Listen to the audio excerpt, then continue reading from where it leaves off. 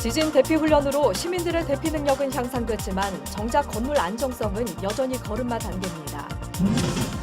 용역업체로부터 금품을 받은 혐의로 국립재난안전연구원 원장이 직위 해제되고 실장은 대기 발령 중인 것으로 확인됐습니다. 장애인의 고용을 촉진하기 위한 전국 장애인 기능대회가 울산에서 열리고 있습니다. 장애인들이 도전하는 모습 영상에 담았습니다. 현대중공업노조가 해양사업부 희망퇴직에 반발해 두 번째 부분 파업을 벌였습니다. 여러분 안녕하십니까? 9월 10일 수요일 저녁 뉴스데스크 울산입니다. 2년 전 경주에서 규모 5.8의 강진이 있었던 9월 둘째 주가 지진 안전 주간으로 지정이 돼 있습니다. 시민들의 대피 능력은 훈련을 통해 조금 향상됐다 하더라도 정작 건축물은 안전하지가 않습니다. 최지호 기자입니다. 지진이 발생했습니다. 아파트 주민들이 머리를 감싼 채 식탁 아래로 몸을 숨깁니다. 여진에 대비해 3분쯤 움츠려 있다가 가스밸브를 잠그고 서둘러 밖으로 대피합니다. 지난 2016년 규모 5.8의 경주 지진이 발생한 이후 매년 9월마다 한 차례 모의 대피 훈련이 의무화됐습니다. 여진을 대비해서 그 지진이 멈춘 그 잠깐 사이에 밖으로 빨리 뛰어나간다는 그걸 확실히 오늘은 알았습니다. 울산에 새로 들어선 지진 강도에 따른 충격 재현 시설도 훈련에 도움이 되고 있습니다. 진도 5규모의 지진 충격을 느낄 수 있는 곳입니다. 가만히 서 있기 힘든 데다 물건이 심하게 흔들리고 있습니다. 경주에 이어 지난해에는 포항에서 규모 5.4의 지진이 발생해 울산 시민들은 지진 여파를 걱정해 왔습니다. 아무리 모이지만 한번 저희가 겪어봤기 때문에 조금 더 침착하게 이성을 더 찾을 수 있을 것 같은 그런 생각은 조금 들어요. 최근 3년 동안 국내 활성단층에서 발생한 지진은 300여 차례. 대응 체계는 점차 개선되고 있다고 해도 건물 안정성 강화는 걸음마 단계입니다. 지난해 개정된 건축법에 따라 2층 이상 500제곱미터 이상의 신축 건물은 내진 규제를 받지만 노후 건물은 강제할 방법이 없습니다. 공공시설물부터 보강공사를 실시하고 있지만 내진율은 아직 40%대에 그치고 있고 주택은 7%대에 불과합니다. MBC 뉴스 최지호입니다. 어제 경찰이 국립재난안전연구원 고위직에 대해 수사에 착수한 사실 보도를 해드렸습니다. 현재 원장은 뇌물수수 혐의로 직위 해제됐고 실장은 대기 발령 중인 것으로 확인됐습니다. 유영재 기자입니다. 국립재난안전연구원 신모 원장이 용역업체로부터 금품을 받은 혐의로 경찰 수사를 받고 있습니다. 심 원장은 재난연구 관련 용역을 맡은 업체로부터 수십 차례에 걸쳐 현금 등 수천만 원의 금품을 받은 혐의를 받고 있습니다. 심 원장은 행정안전부와 국무조정실 조사에서 두 차례에 걸쳐 550만 원을 받은 사실은 인정한 것으로 알려졌습니다. 심 원장은 현재 직위 해제된 상태입니다. 국무조정실은 심 원장 외에도 재난정보연구실 박모 실장에 대해서도 같은 혐의로 조사했습니다. 박 실장이 직접 금품을 수수했는지 또는 심 원장과 업체 사이에 중간 다리 역할을 했는지 수사가 필요한 사항입니다. 현재 박 실장은 대기 발령 중입니다. 경찰은 최근 국무조정실의 의뢰를 받아 수사에 착수했습니다. 국립재난안전연구원은 2016년 1월 울산혁신도시로 이전했고 현재 200명가량의 직원이 근무 중입니다. MBC 뉴스 유영재입니다. 우리나라는 국제장애인 기능올림픽 6연패를 달성할 정도로 뛰어나지만 취업률은 갈 길이 멀다고 합니다. 장애인에 대한 편견을 없애고 또 고용을 촉진하기 위한 전국 장애인 기능경기대회가 울산에서 열리고 있습니다. 이들의 아름다운 열정, 서하경 기자가 전해드립니다. 태어난 지 한 달 만에 연탄가스를 맡아 내성마비 1급이 된 최태웅 씨. 이로 꽉 깨문 붓으로 조심조심 오늘의 주제 설렘을 캔버스 위에 담아냅니다. 그에게 기쁨이고 희망인 그림. 몸이 점점 굳어 언제까지 그릴 수 있을지 모르지만 최고의 구족 화가가 되겠다는 포부를 밝힙니다.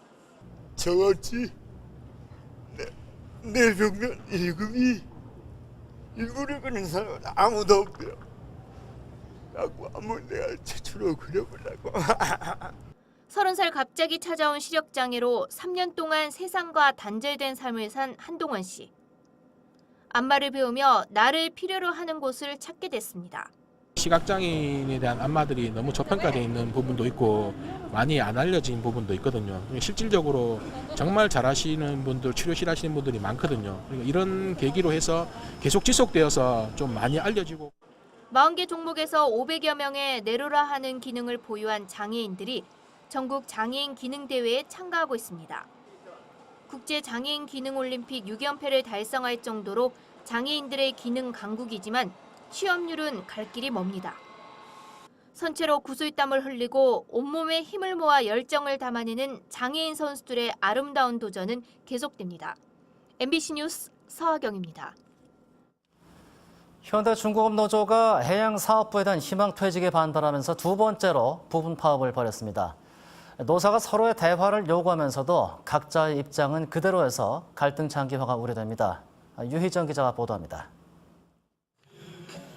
구조조정 중단을 요구하는 현대중공업 노조의 두 번째 부분 파업 집회는 울산시청 앞에서 열렸습니다.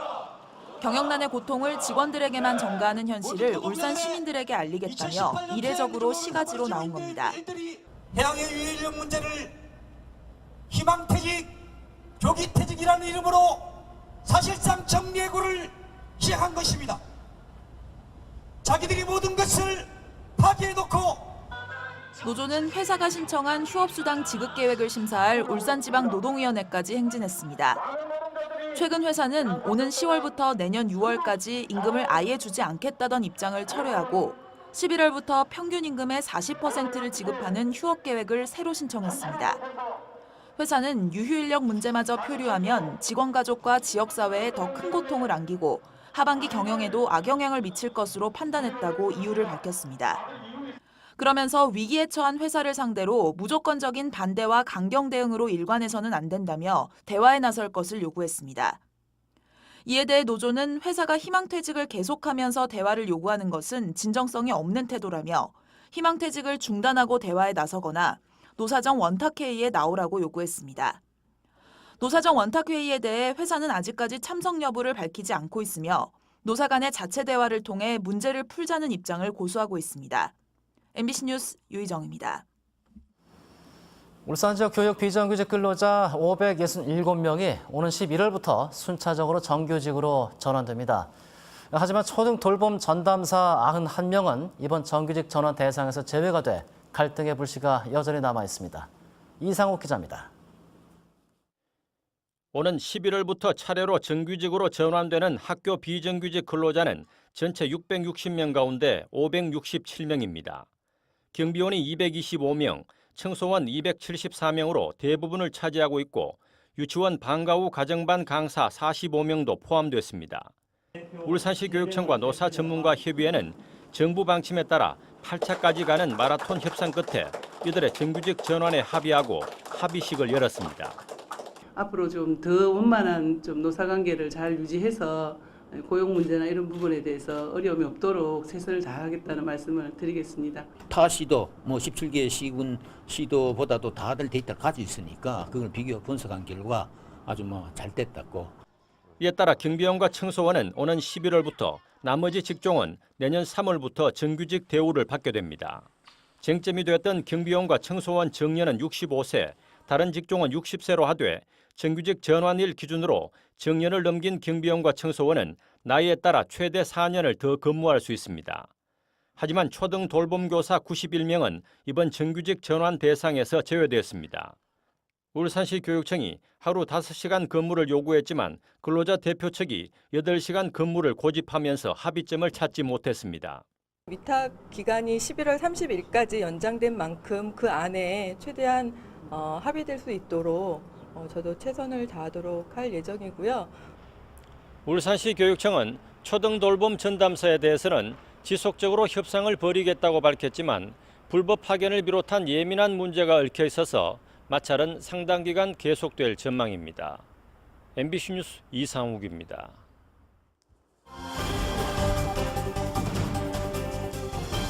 주요 뉴스를 콕 짚어드리는 큐브 뉴스입니다. 울산시의회가 개원 3개월 만에 해외 연수를 떠나는 반면 동구의회는 해외 안보 시차를 모두 취소하기로 했습니다. 동구의회 의원 전원이 당연직 회원인 민주평화통일자문회의 울산동구협의회는 다음 달로 예정된 러시아 연수를 취소하고 예산 5천만 원을 동구의 일자리 창출 예산에 사용해달라고 밝혔습니다.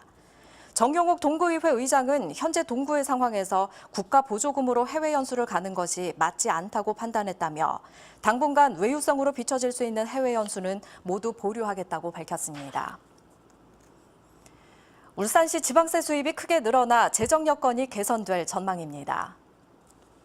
대통령 소속 자치분권위원회는 어제 국세와 지방세 비율을 현재 8대2에서 2020년부터 7대3으로 조정하기로 하는 등 자치분권 종합계획을 발표했습니다. 참고로 울산시가 지난해 거둬들인 지방세 수입은 1조 4,388억 원으로 나타났습니다. 이상원 의원은 부산 부전역에서 출발하는 광역전철 북구 송정역까지 연장 운행하도록 한국철도공사에 요구했습니다. 이 의원은 오늘 한국철도공사 사장을 만나 오는 2020년 부산 부전역에서 태화강역까지 운행 예정인 광역전철을 가칭 송정역까지 연장 운행해 줄 것을 요구했습니다. 오는 2021년 호계역이 없어지면 송정역 이용권역에 거주하는 45만 명 이상의 주민들이 10km 떨어진 태화강역을 이용해야 해 불편이 크다는 이유에서입니다. 3D 프린팅 테크페스타 2018이 사흘 동안 울산대학교에서 개최됩니다. 4차 산업혁명 제조혁신을 주제로 한 이번 행사에서는 산업용 3D 프린팅 관련 35개 기업이 각각 부스를 운영합니다. 야외 전시관에서는 3D 프린팅으로 제작한 드론과 전기차 체험관이 마련됩니다.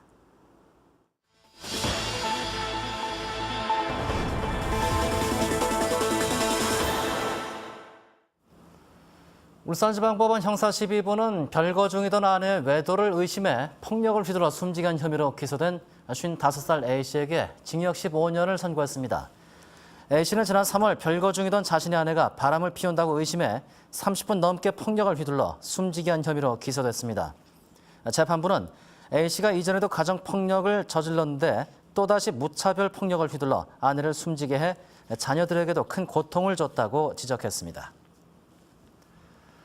한솔 신택 일용직 근로자들은 오늘 울산시 의회에서 기자회견을 열고 임금 체불 문제 SOL이 나서라고 밝혔습니다. 이들은 지난 5월부터 2달 동안 130명의 근로자들이 임금 12억 원을 받지 못했다며 원청인 SOL이 부실한 하도급 업체 관리 책임을 지고 추석 전 임금을 받게 해달라고 호소했습니다. 울산고 북구 송정지구 이전과 관련해 울산시 교육청은 학생 증가 요인이 북구보다 중구가 많다는 중구청의 주장에 대해서 반박했습니다. 울산시 교육청은 7월 기준 중구와 북구의 10에서 19세 인구는 큰 차이가 없지만 향후 고등학교 진학 예정인 9세 이하 아동은 북구가 5천 명이나 더 많다고 밝혔습니다. 또 북구 지역은 송정지구와 강동산하, 호계 매곡, 매곡 중산 등 개발 사업이 활발해 학교 신설 요인이 충분하지만 중구는 재개발 재건축 사업이 유동적이라고 설명했습니다. SK에너지가 오늘 오전 울산시 교육청에서 행복장학금 1,650만 원을 전달했습니다. 이번 장학금은 지난 2003년 SK에너지가 기탁한 10억 원의 기금으로 마련됐으며 기금을 관리 운영하고 있는 공동모금의 이자 수입으로 매년 장학금이 지원되고 있습니다. 올해 행복장학금은 울산 지역 저소득 고등학생 33명에게 50만 원씩 지원될 예정입니다. 청년 일자리 창출을 위해 울산시가 일자리 매칭 사업을 벌여 첫 정규직 채용을 끌어냈다고 밝혔습니다. 울산시는 엘리베이터 광고 전문업체인 엘리미디어와 청년들을 매칭시켜 3개월간 인건비를 지원했으며 2명이 정규직으로 채용됐다고 밝혔습니다. 울산시는 올 연말까지 100명의 청년을 기업과 연결시켜 75명 이상 정규직 채용을 목표로 삼고 있으며 현재 60명이 지역 중소 중견기업에서 근무하고 있습니다.